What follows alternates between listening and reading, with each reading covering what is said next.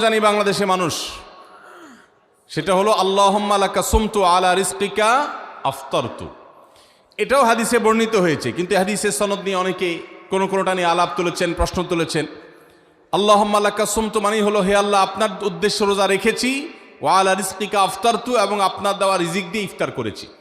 আর ইফতারের আরেকটা দোয়া হলো যাহাবাজ জামা ওয়াবতাল্লাতিল উরুক ওয়া সাবাতাল আজরু ইনশাআল্লাহ। এটা একটা দোয়া। যদি এগুলো দোয়ামূলক নয়, আমরা দোয়া বলছি, এটা মূলত আল্লাহর কাছ থেকে একটা প্রত্যাশা।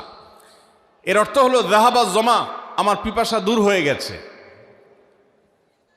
ওয়াবতাল্লাতিল উরুক, আমার শিরা উপশিরাগুলো সব সিক্ত হয়ে গেছে।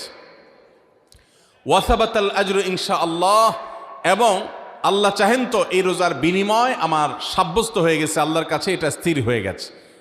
এটা হলো ইফতারের দোয়া। ইফতারের দোয়াটা কি?